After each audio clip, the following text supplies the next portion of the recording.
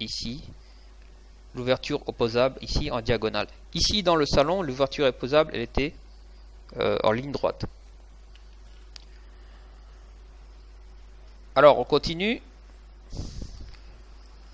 Toujours pour une bonne qualité de vie, les deux chambres ont un accès sur un très grand jardin. Et ici, vous voyez, ici ça a l'air un peu confus, on a du mal, on comprend pas très bien ce qui se passe, donc on va essayer de s'approcher. Ici en fait c'est une cage d'escalier, mais c'est une cage d'escalier qui est extérieure. D'accord? Donc si vous avez suivi les cours de dessin pour débutants, vous savez que le plan c'est une section horizontale d'un bâtiment. Donc on a coupé la maison horizontalement et tout ce qui est en trait fort comme ça et hachuré en rouge, ça a été coupé. Donc c'est à hauteur à peu près de la 4e ou 5e marche de l'escalier. C'est pourquoi les 4 premières marches, vous les voyez en trait ordinaire et après la 4e marche, on met un symbole de section comme ça en diagonale et tout le reste c'est des pointillés. Donc ici, pour celui qui sait lire des plans, rien qu'en regardant l'escalier, il sait que c'est le plan, sur ce plan là, c'est là que l'escalier démarre. D'accord? Il n'y a pas de sous-sol et on n'est pas au premier étage. On est bien au rez-de-chaussée et l'escalier démarre ici. Pourquoi? Parce que vous voyez déjà, il y a les deux petits traits derrière la flèche. Ça, c'est un symbole pour montrer qu'on est bien sur la première marche de l'escalier. Les numéros, ça ne veut pas forcément dire qu'on est sur la première marche. Si on était au premier étage et qu'il y avait des escaliers pour aller du premier au deuxième, on allait quand même commencer par 1. Ici, ce qui montre que l'escalier démarre, c'est vraiment les deux petits traits et les pointillés ici qui montrent qu'il y a des marches au-dessus de nos têtes. Donc ça, c'est une cage d'escalier qui est à l'extérieur. Ici, on a voulu être un peu original et mettre une cage d'escalier à l'extérieur et éclairée par la lumière naturelle. Quand on fait un extérieur, donc on va dézoomer un peu, quand on fait un extérieur, il faut bien mettre une limite entre l'intérieur et l'extérieur et le symboliser. Ici, on l'a symbolisé par des hachures, comme on vous a montré dans les cours précédents.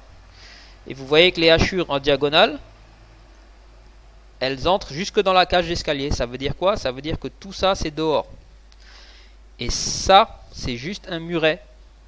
C'est pas un mur totalement fermé, c'est un muret qui va faire par exemple 1 mètre ou 1 mètre 50. Il va servir en fait de barrage, on va dire, pour le bac à fleurs et la cage d'escalier. Ici, il y a une porte qui protège aussi la cage d'escalier des intempéries, mais on est bien dehors ici. Et ça va faire un effet architectural très intéressant, puisque vous voyez, quand on est ici dans cet espace, quelle est la fenêtre la plus proche? À part celle-ci, il n'y en a pas.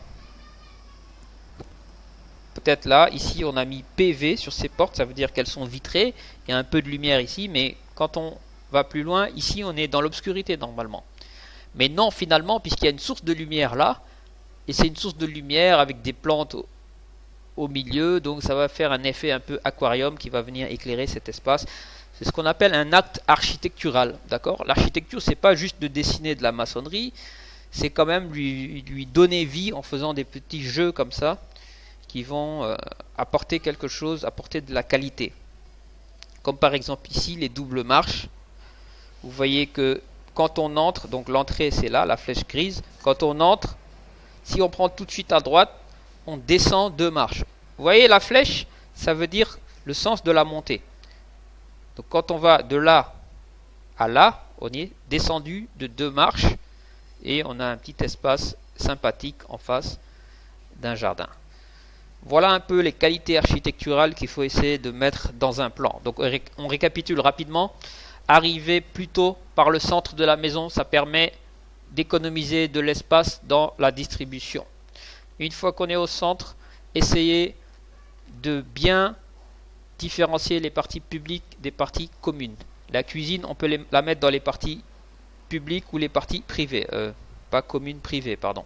On peut la mettre dans les parties privées ou publiques, ça dépend du goût de la personne qui va habiter dans la maison. Si vous voulez mettre un deuxième salon, comme ça se fait souvent au Sénégal, il faut que ce soit vraiment une pièce à part. Parce que je vois souvent sur des plans, le deuxième salon c'est ça. C'est l'entrée, ils en font un couloir large, ils mettent quelques canapés ici, et c'est ça qu'ils appellent espace familial. C'est une grosse erreur ça en architecture. D'accord? L'espace familial c'est un espace à part ici. Donc c'est sous-entendu, c'est le salon un peu libre où les enfants regardent la télé, etc. Et ici il y a le salon principal où on reçoit les invités et qui reste toujours bien propre. Voilà, donc c'est ça c'est une conséquence sociologique. Vous savez, en architecture, il faut un peu étudier la sociologie et connaître les mœurs et les coutumes du pays dans lequel on construit.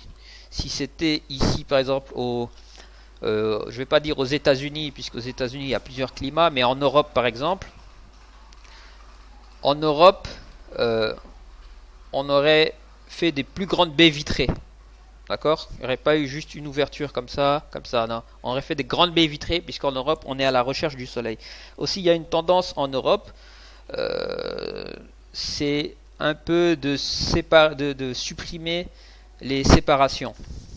D'accord? Si c'était un projet pour la France ou l'Allemagne, etc., par exemple, cette séparation entre les deux salons, elle n'existerait pas. D'accord? Et même ici, entre la cuisine et le salon, on aurait enlevé cette séparation pour avoir des grands espaces continus. Voilà. Donc ça dépend des pays. Ce plan, il est fait pour le Sénégal, donc c'est quand même un état d'esprit plus familial. Donc avec, je vais dire, un regard plus attentif sur tout ce qui est intimité. D'accord? Par exemple, ça. C'est pas très fréquent en Europe d'avoir la chambre des parents avec les toilettes privées commandées par la chambre. C'est plutôt comme ça, deux salles d'eau publiques pour tout le monde. Voilà, donc ça c'est très africain un peu. C'est un peu comme dans les hôtels, on va dire. Voilà, et une fois qu'on a fait son plan, un plan qui marche, ça doit donner à peu près ça. D'accord? Donc c'est ce qu'on va voir plus en profondeur dans les cours de conception, en partant de zéro et avec des terrains quand même plus petits et plus difficiles. Et on va voir ça en détail.